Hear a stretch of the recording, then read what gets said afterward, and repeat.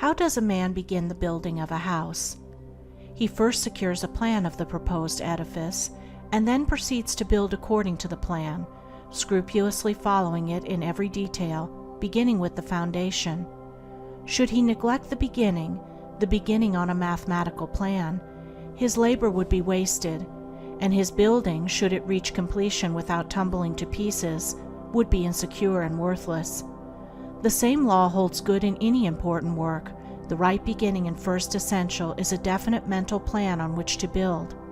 Nature will have no slipshod work, no slovenliness, and she annihilates confusion, or rather, confusion is in itself annihilated. Order, definiteness, purpose eternally prevail, and he who in his operations ignores these mathematical elements at once deprives himself of sustainability, completeness, happiness, and success. End of foreword. Chapter 1 of Foundation Stones to Happiness and Success by James Allen. Chapter 1. Right Principles. It is wise to know what comes first and what to do first. To begin anything in the middle or at the end is to make a muddle of it. The athlete who began by breaking the tape would not receive the prize. He must begin by facing the starter and towing the mark, and even then a good start is important if he is to win. The pupil does not begin with algebra and literature, but with counting and ABC. So in life, the businessmen who begin at the bottom achieve the more enduring success, and the religious men who reach the highest heights of spiritual knowledge and wisdom are they who have stooped to serve a patient apprenticeship to the humbler tasks, and have not scorned the common experiences of humanity or overlooked the lessons to be learned from them. The first things in a sound life, and therefore in a truly happy and successful life, are right principles. Without right principles to begin with, there will be wrong practices to follow with, and a bungled and wretched life to end with. All the infinite variety of calculations which tabulate the commerce and science of the world come out of 10 figures. All the hundreds of thousands of books which constitute the literature of the world and perpetuate its thought and genius are built up from the 26 letters. The greatest astronomer cannot ignore the 10 simple figures. The profoundest man of genius cannot dispense with the 26 simple characters. The fundamentals of all things are few and simple, yet without them there is no knowledge and no achievement.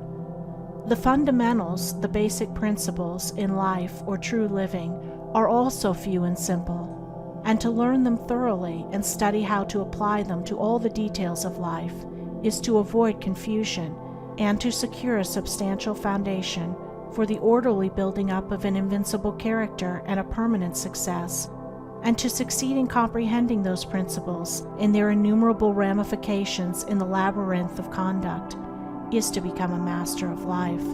The first principles in life are principles of conduct. To name them is easy. As mere words, they are on all men's lips. But as fixed sources of action, admitting of no compromise, few have learned them. In this short talk I will deal with 5 only of these principles.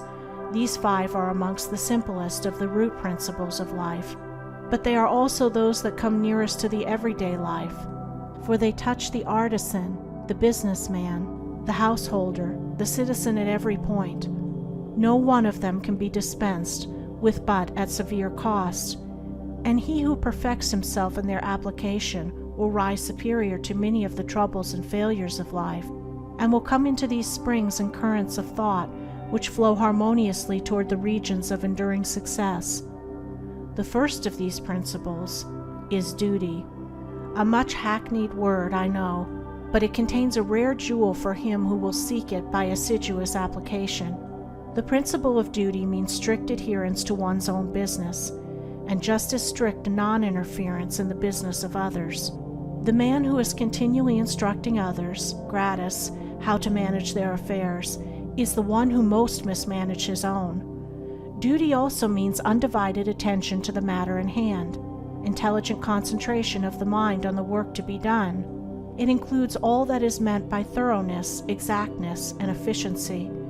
The details of duties differ with individuals, and each man should know his own duty better than he knows his neighbor's, and better than his neighbor knows his. But although the working details differ, the principle is always the same.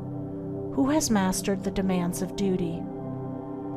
Honesty is the next principle. It means not cheating or overcharging another. It involves the absence of all trickery, lying, and deception by word, look, or gesture.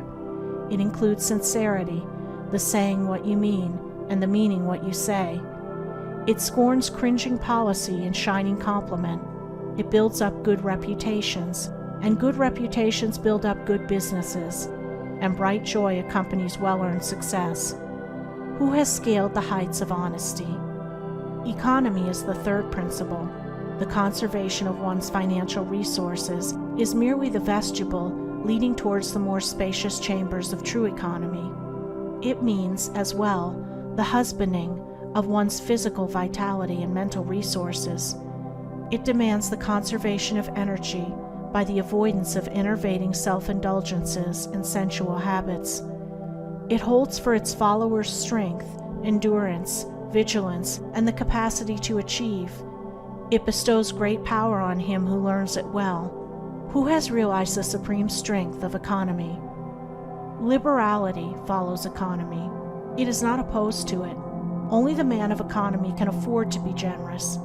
The spendthrift, whether in money, vitality, or mental energy, wasted so much on his own miserable pleasures as to have none left to bestow upon others. The giving of money is the smallest part of liberality. There is the giving of thoughts and deeds and sympathy, the bestowing of goodwill, the being generous towards calumniators and opponents. It is a principle that begets a noble, far-reaching influence. It brings loving friends and staunch comrades, and is the foe of loneliness and despair. Who has measured the breadth of liberality? Self-control is the last of these 5 principles, yet the most important. Its neglect is the cause of vast misery, innumerable failures, and tens of thousands of financial, physical, and mental wrecks.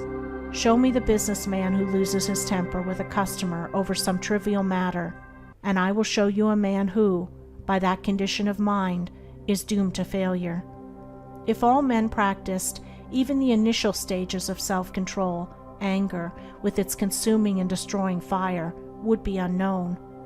The lessons of patience, purity, gentleness, kindness, and steadfastness, which are contained in the principle of self-control, are slowly learned by men, yet until they are truly learned, a man's character and success are uncertain and insecure.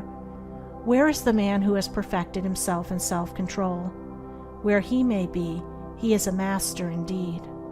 The 5 principles are 5 practices, 5 avenues to achievement, and 5 sources of knowledge. It is an old saying and a good rule that practice makes perfect, and he who would make his own wisdom, which is inherent in those principles, must not merely have them on his lips, they must be established in his heart. To know them and receive what they alone can bring, he must do them and give them out in his actions.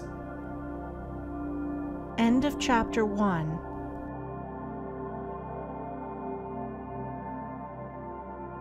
Chapter 2 of Foundation Stones to Happiness and Success. Foundation Stones to Happiness and Success by James Allen. Chapter 2. Sound Methods. From the 5 foregoing right principles, when they are truly apprehended and practiced, will issue sound methods. Right principles are manifested in harmonious action, and method is to life what law is to the universe. Everywhere in the universe there is the harmonious adjustment of parts, and it is this symmetry and harmony that reveals a cosmos, as distinguished from chaos. So in human life, the difference between a true life and a false life, between one purposeful and effective and one purposeless and weak, is one of method. The false life is an incoherent jumble of thoughts, passions, and actions. The true life is an orderly adjustment of all its parts. It is all the difference between a mass of lumber and a smoothly working, efficient machine. A piece of machinery in perfect working order is not only useful, but an admirable and attractive thing. But when its parts are all out of gear and refuse to be readjusted, its usefulness and attractiveness are gone, and it is thrown on the scrap heap. Likewise, a life perfectly adjusted in all its parts, so as to achieve the highest point of efficiency, is not only a powerful life, but an excellent and beautiful thing, whereas a life confused, inconsistent, discordant, is a deplorable exhibition of wasted energy. If a life is to be truly lived, method must enter into and regulate every detail of it, as it enters and regulates every detail of the wondrous universe of which we form a part. One of the most distinguishing differences between a wise man and a foolish man is that the wise man pays careful attention to the smallest things, while the foolish man slurs over them or neglects them altogether. Wisdom consists in maintaining things on their right relations, in keeping all things, the smallest as well as the greatest, in their proper places and times. To violate order is to produce confusion and discord, and unhappiness is but another name for discord. The good businessman knows that system is 3 parts of success, and that disorder means failure. The wise man knows that disciplined, methodical living is 3 parts of happiness, and that looseness means misery. What is a fool but one who thinks carelessly, acts rashly, and lives loosely? What is a wise man but one who thinks carefully, acts calmly, and lives consistently? The true method does not end with the orderly arrangement of the material things and external relations of life. This is but its beginning. It enters into the adjustment of the mind, the discipline of the passions, the elimination and choice of words and speech, the logical arrangement of the thoughts, and the selection of right actions.